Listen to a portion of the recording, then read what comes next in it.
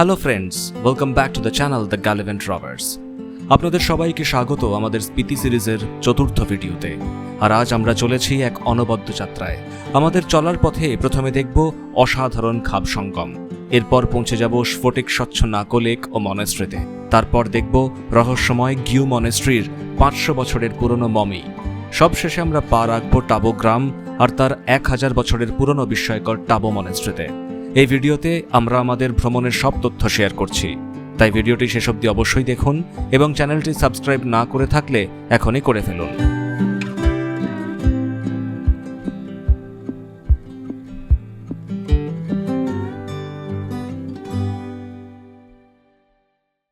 আগের 3টি ভিডিওতে আমরা চণ্ডীগড় থেকে যাত্রা শুরু করে সিমলা, সাংলা এবং কল্পা ভ্রমণের অভিজ্ঞতা শেয়ার করেছি।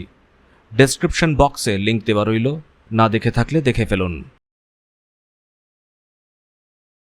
আর এই ভিডিওতে আমরা যাত্রা শুরু করছি কল্পা থেকে। সবাই সিপ মারবে জলের বটলে, মানে একেবারে বেশি জল নয়, কিন্তু কন্টিনিউয়াস সিপ মারবে, কারণ আজকে আমরা অনেকটা অল্টিটিউড গেইন করব, তো ডিহাইড্রেশন হওয়ার হাই চান্স, মানে এএমএস হওয়ার হাই চান্স। তো সবাই অল্প অল্প করে সিপ মারবে। এএমএস কি? Pressure acute mountain syndrome. আচ্ছা, যদি তোমার প্রেশার আসে কোনো অসুবিধা নেই, রাস্তাঘাট, পাথরের পেছন, pipe forest, what ever, but we must, সুস্থ থাকতে গেলে উই মাস্ট। পিহু, তুমি শুনে নিয়েছো বাবা কি বলেছে? জল বারবার খেতে হবে, কিন্তু এখন আমরা অনেক উঁচুতে উঠবো, ঠিক আছে? ওয়ান সিপ করে খেতে হবে সবসময়। আমরা যাচ্ছি তো আমাদের শরীর খারাপ হবে। হ্যাঁ, তাই জন্য জল খেতে হবে বেশি করে। আজকেও একটা অত্যন্ত রোদ ঝলমলে দিন এবং পাহাড়ি আবহাওয়া আমাদের সঙ্গ দিচ্ছে। একেবারে ক্লিয়ার ব্লু স্কাই, আর পাশ দিয়ে সাতলুজ নদী বয়ে চলেছে। জার্নিটা খুব সুন্দর লাগছে। কল্পা থেকে যাত্রা শুরু করে আমরা এগিয়ে চললাম নাকো লেকের উদ্দেশ্যে। দূরত্ব প্রায় 98 কিলোমিটার। সময় লাগবে আনুমানিক 4 ঘন্টা। একটি রোদ ঝলমলে দিনে খুব সুন্দর রাস্তা দিয়ে যাত্রা করার ফাঁকে আমরা একটি ধাবায় দাঁড়িয়ে টি ব্রেক নিলাম। আমরা এখন নাকো লেক যাওয়ার পথে একটা ছোট ক্যাফেতে একটু বিশ্রাম নিচ্ছি, মানে চা কফি এইসব আর কি। এটার নাম হচ্ছে লুংতা ক্যাফে অ্যান্ড ভালো, বেশ একদম রাস্তার ওপরেই, চারপাশে রুক্ষ পাহাড়, পাহাড়ের ওপরে সামান্য সামান্য বরফ, ল্যান্ডস্কেপ অনেকটাই চেঞ্জ হয়েছে বোঝা যাচ্ছে। তো এখন আপাতত আমরা একটা স্টপেজ নিয়েছি।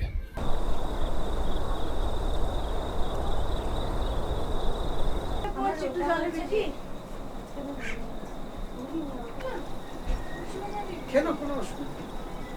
আমার ব্যাগে আছে গঞ্জি কত উল্টি আমরা যাবো। ওর কে? ইয়ে করছে না খাচ্ছি।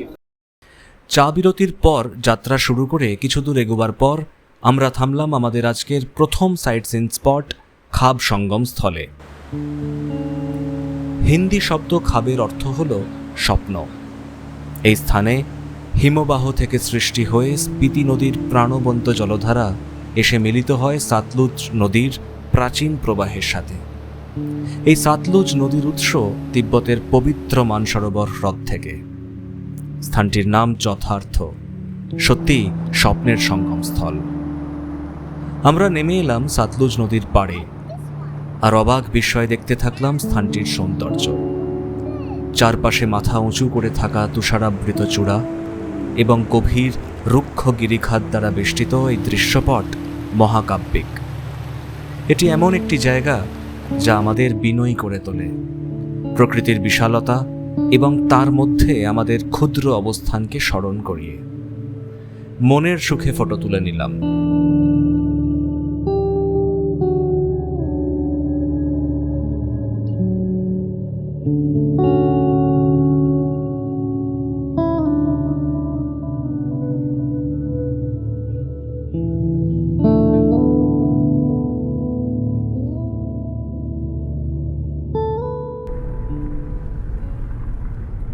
আমাদের এগিয়ে চলার সাথে চারপাশের ল্যান্ডস্কেপ আরও বদলে গেল। আর সবুজ দেখতে পাওয়া যাচ্ছে না, হিমালয়ের রুক্ষ রূপ চাক্ষুষ করছি আমরা। কল্পা থেকে বেরিয়ে প্রায় 90 কিলোমিটার জার্নি করে আমরা এসে গেছি এখন নাকো মনেস্ট্রি। নাকো মনেস্ট্রির পার্কিং স্পেসের সৌন্দর্য চোখে পড়ার মতো। নাকো মনেস্ট্রিটি আনুমানিক 1025 খ্রিস্টাব্দে রিনচেন জাংপো দ্বারা প্রতিষ্ঠিত হয়েছে বলে মনে করা হয়। রিনচেন জাংপো ছিলেন একজন বিখ্যাত তিব্বতীয় অনুবাদক ও ভিক্ষু, যিনি বৌদ্ধ ধর্মগ্রন্থগুলিকে সংস্কৃত থেকে তিব্বতী ভাষায় অনুবাদ করে এই অঞ্চলে বৌদ্ধ ধর্মের প্রসারে গুরুত্বপূর্ণ ভূমিকা পালন করেছিলেন। এখানে বলে রাখা ভালো, এই মনেস্ট্রির মধ্যে ফটোগ্রাফি ইজ নট অ্যালাউড। কাদা ইটের দেওয়াল এবং কাঠের বিম এই মঠের সরলতা ও স্থিতিশীলতাকে ফুটিয়ে তোলে। বহু শতাব্দী ধরে নাকো মঠ উপাসনা, ধ্যান এবং শিক্ষার কেন্দ্র হিসাবে গুরুত্বপূর্ণ ভূমিকা পালন করে আসছে। মঠের চারপাশে উড়তে থাকা রঙিন প্রেয়ার ফ্ল্যাগস বাতাসে যেন শান্তির বার্তা বয়ে আনে। নাকো মনেস্ট্রি দর্শন করে আমরা নাকো গ্রামের ভিতর দিয়ে এগিয়ে চললাম নাকো লেকের উদ্দেশ্যে। আর এ এক অপূর্ব অভিজ্ঞতা। স্থানীয় মানুষদের দৈনন্দিন জীবনযাত্রার সাক্ষী হলাম আমরা। নাকো মনেস্ট্রি ভিজিট করে এখন এখানকার স্থানীয় যে গ্রাম নাকো ভিলেজ, তার মধ্যে দিয়ে যাচ্ছি হচ্ছে নাকো লেকের দিকে। আর এই রাস্তাটা একেবারে এদের গ্রামের মধ্যে দিয়ে, বাড়িঘরদোর, সমস্ত গবাদি পশু, ইউনিক এক্সপিরিয়েন্স। আমাদের খুব ভালো লাগছে এখান দিয়ে হাঁটতে।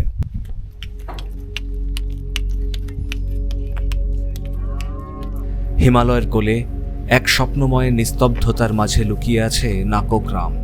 হিমাচল প্রদেশের কিন্নর জেলার এই ছোট্ট গ্রামটি যেন প্রকৃতির এক অপূর্ব সৃষ্টি।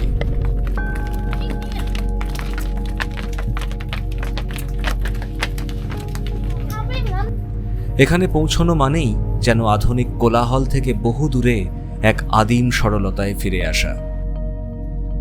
নাকো সমুদ্রপৃষ্ঠ থেকে প্রায় 11,000 ফুট উচ্চতায় অবস্থিত একটি পাহাড়ি গ্রাম। এখানকার জীবনযাত্রা প্রকৃতির সঙ্গে ওতপ্রোতভাবে জড়িত।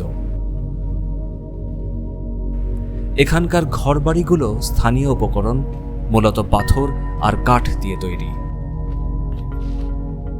প্রতিটি বাড়িতেই যেন লেগে আছে শতাব্দীর পর শতাব্দী ধরে চলে আসা ঐতিহ্যের ছোঁয়া। এখানকার অর্থনীতি মূলত কৃষি নির্ভর। আপেল, মটরশুঁটি এবং অন্যান্য উচ্চতাজনিত ফসল এখানকার প্রধান উৎপন্ন দ্রব্য।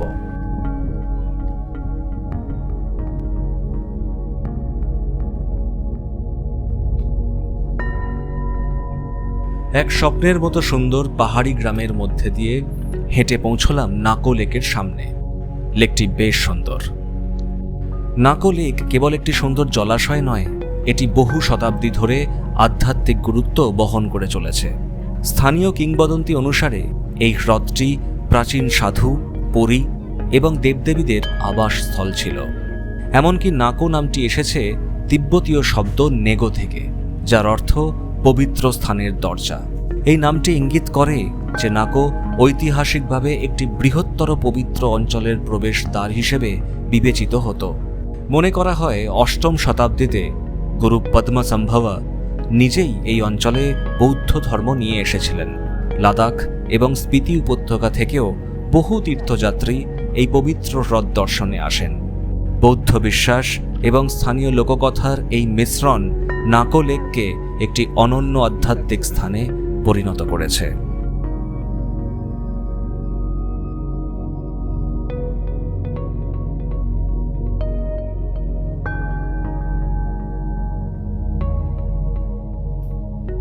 নাকো লেকের পাশে একটি বাড়ির মধ্যে রয়েছে গুরু পদ্মসম্ভবার পায়ের ছাপ। এই অভিজ্ঞতা সত্যি অসামান্য। নাকো লেক এবং মনেস্ট্রি দেখে আমরা আমাদের যাত্রা শুরু করলাম। রাস্তার দুপাশের প্রকৃতি আরও সুন্দর হতে লাগলো।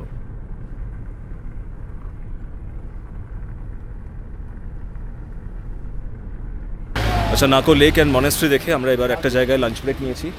এটার নাম হচ্ছে কাংরি ধাবা। মোটামুটি সব পাওয়া যাবে বলছে।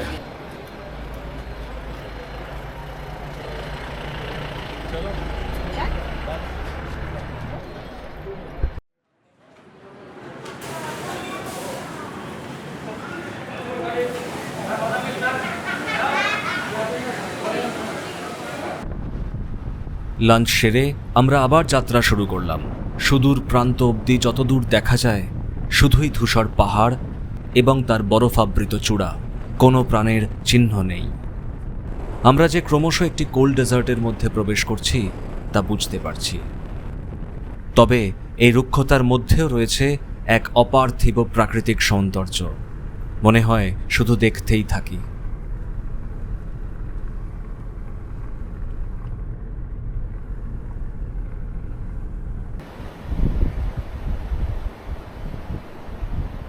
আমরা এখন কিন্নর জেলা পার করে এই স্পিতিতে ঢুকছি আর কি, এবং সেখানে একটা চেকপোস্ট পড়ে। এই চেকপোস্ট একটা জাস্ট বেসিক এন্ট্রি করতে হয়, গাড়ির নাম্বার কি, কজন আছে, কোথা থেকে আসছে এবং কোথায় যাচ্ছে। আর এখানে লেখাই আছে ওয়েলকাম টু স্পিতি ভ্যালি, মানে এই লোকেশন থেকে স্পিতি ভ্যালি শুরু হচ্ছে। তো আমরা ওই পারমিট ফর্মালিটিস কমপ্লিট করেই ভেতরে ঢুকছি। চেক পয়েন্টের দৃশ্য নয়নাভিরাম।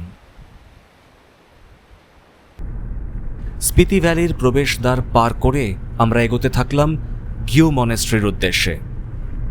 বলা বাহুল্য, রাস্তার দুপাশের সৌন্দর্য মনোমুগ্ধকর। মনেস্ট্রিটি পাহাড়ে ঘেরা, মনোরম পরিবেশে স্থাপিত।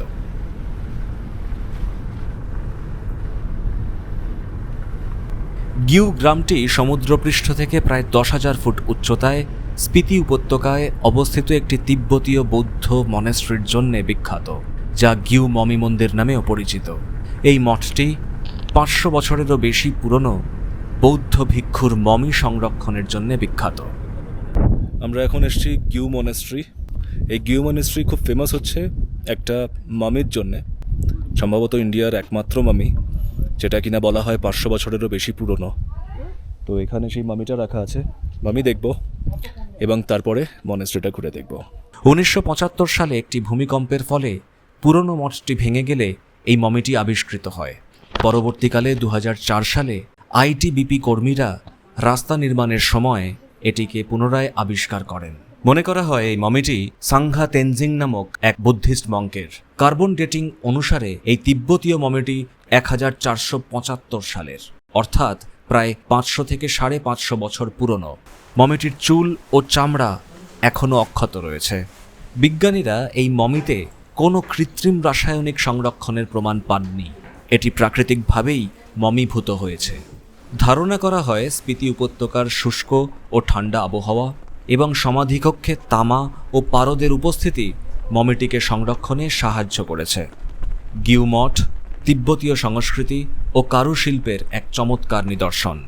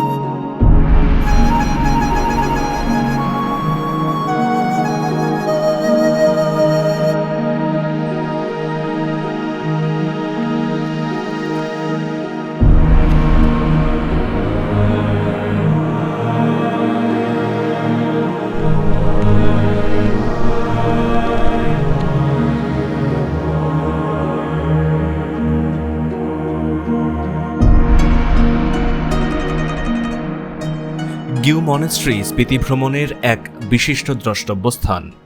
খুব ভালো সময় কাটিয়ে আমরা যাত্রা শুরু করলাম তাবর উদ্দেশ্যে।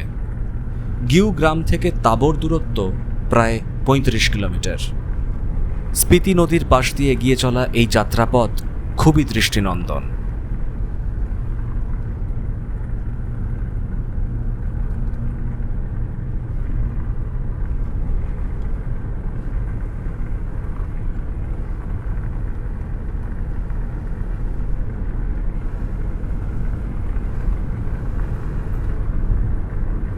অবশেষে পৌঁছই তাবো।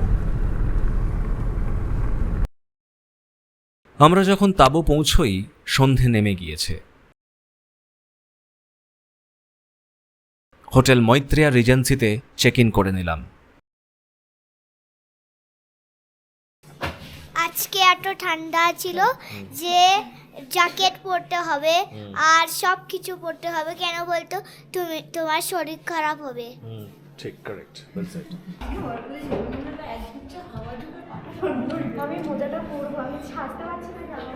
আমরা বুক করেছিলাম ডিলাক্স রুম, সাথে কমপ্লিমেন্টারি ব্রেকফাস্ট। হোটেলের ঘরটি বেশ বড়, সব প্রয়োজনীয় অ্যামিনিটিস রয়েছে।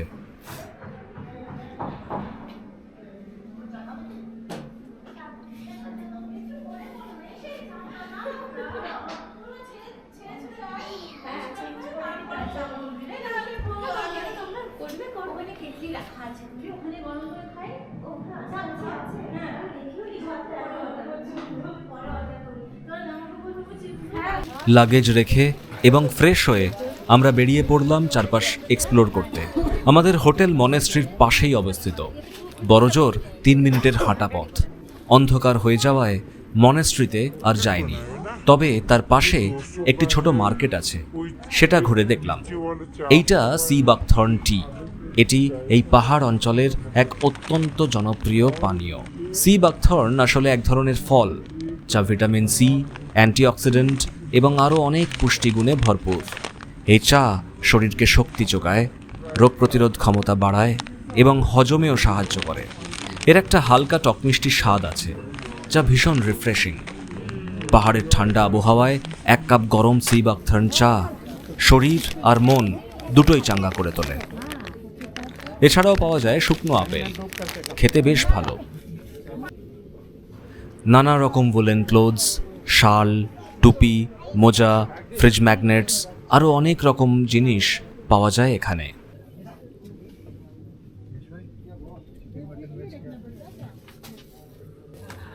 বাইরের তাপমাত্রা তখন প্রায় 3 ডিগ্রি সেলসিয়াস। সময় হয়ে গেছিল ডিনারের। আমরা হাজির হই টাইগার ডেন রেস্টুরেন্টে।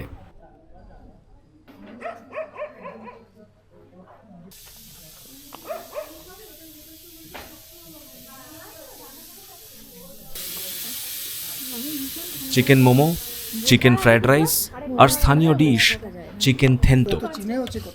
চিকেন থেন্তুক একটি পুষ্টিকর এবং সুস্বাদু ডিশ। পাস্তা, সাথে চিকেন গ্রেভি এবং সবজি, সব মিলিয়ে এক উষ্ণতা আর তৃপ্তির অনুভূতি। ডিনার সেরে হোটেলে ফেরার পথে টের পেলাম যে ঠান্ডা আরও বাড়ছে। সারাদিনের দীর্ঘযাত্রা এবং সাইট সিন করে ক্লান্ত থাকায় ঘুম আসতে খুব দেরি হয়নি। এই তিনটে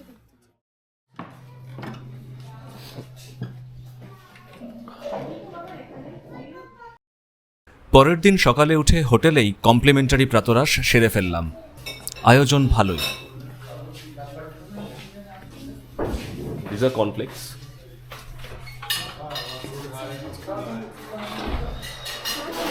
আমি স্যান্ডউইচ খাবো। Sandwich and poha, aloo paratha. Local tradition অনুযায়ী মাটিতে পাতা গালিচার ওপর বসে খাবার খাওয়া হয়। দেখলাম হোটেলটিতে সেই ব্যবস্থাও রয়েছে, যদিও আমরা শহুরে অভ্যেসের বসে ডাইনিং টেবিলে বসেই ব্রেকফাস্ট সারলাম। দিনের আলোয় হোটেলটি একটু ঘুরে দেখে নিলাম। বেশ সুসজ্জিত পরিচ্ছন্ন হোটেল। হোটেল মৈত্রেয়া রিজেন্সি তাবোতে একটি চমৎকার আবাসস্থল।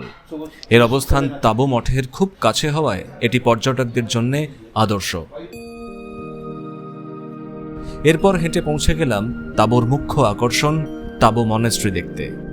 স্পিতি জেলায় একমাত্র আপেল চাষ হয় এই তাবোতে। অনেকের মতে এখানকার আপেল কিন্নরের আপেলের থেকেও বেশি সুস্বাদু, কারণ এখানের মানুষজন গাছে কোনো কীটনাশক স্প্রে করেন না। এরা কোনো প্রাণী হত্যা করেন না, সে কীটপতঙ্গ হলেও নয়। সকালের তাপমাত্রা 0 ডিগ্রির নিচে। সমুদ্রপৃষ্ঠ থেকে 10,000 ফুট উচ্চতায় অবস্থিত তাবো মনেস্ট্রি হিমালয়ের প্রাচীনতম বৌদ্ধ তীর্থকেন্দ্র।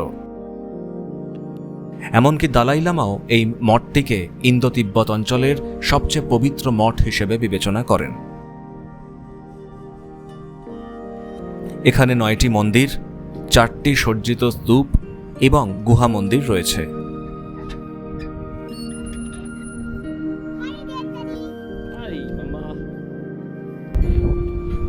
এটা খোল, ওপেন দ্য ডোর।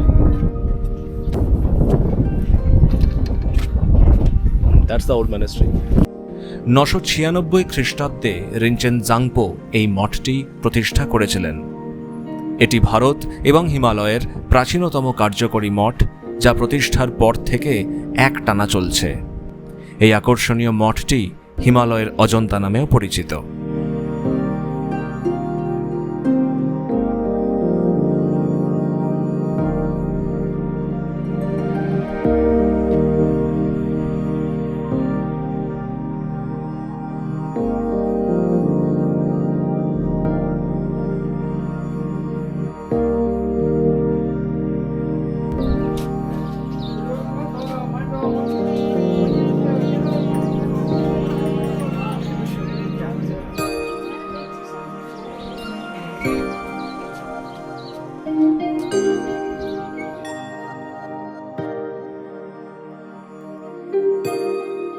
পরিশেষে বলা যায়, নাকো লেকের শান্ত সৌন্দর্য, নাকো মঠের ঐতিহাসিক তাৎপর্য, গিউ মঠের রহস্যময় মমি এবং তাবো ও তাবো মঠের আধ্যাত্মিক ও শৈল্পিক সৌন্দর্য আমাদের এই ভ্রমণকে এক অবিস্মরণীয় অভিজ্ঞতায় পরিণত করেছে।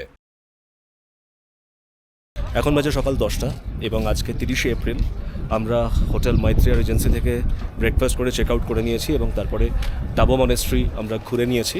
এইবারে আমরা এখান থেকে বেরিয়ে যাচ্ছি আমাদের পরবর্তী গন্তব্যের উদ্দেশ্যে। এখানে জানিয়ে রাখি যে মোবাইল নেটওয়ার্ক কানেক্টিভিটির কোনো সমস্যা নেই, এখানে সব রকম নেটওয়ার্কই পাওয়া যায়, এয়ারটেল, জিও সবই পাওয়া যায়। হ্যাঁ, তবে হোটেলের মধ্যে কোনো ওয়াইফাই কানেকশান নেই, সেটা মাথায় রাখতে হবে। এবং হিটার, ইলেকট্রিক হিটার সেরকম সে অর্থে নেই, কিন্তু ইলেকট্রিক ব্ল্যাঙ্কেট রয়েছে। তো এই জিনিসগুলো মাথায় রাখতে হবে। তো ভিডিওটা এখানেই শেষ করছি। ভালো লেগে থাকলে অবশ্যই লাইক করবেন, শেয়ার করবেন সবার সাথে। যারা টাবো ঘোরার পরিকল্পনা করছেন তারা অনেক কিছু গুরুত্বপূর্ণ তথ্য পাবেন এই ভিডিও থেকে। এবং দেখা হচ্ছে পরের ভিডিওতে। সবাই ভালো থাকবেন, সুস্থ থাকবেন এবং অবশ্যই চারপাশ পরিচ্ছন্ন রাখবেন। আমরা খুব শীঘ্রই ফিরছি স্পিতি সিরিজের পরবর্তী ভিডিও নিয়ে। চ্যানেলটি সাবস্ক্রাইব না করে থাকলে এখনই করে ফেলুন এবং নোটিফিকেশন অন করে রাখুন, যাতে আমরা ভিডিও দেওয়ার সাথে সাথে সেটা আপনাদের কাছে পৌঁছে যায়।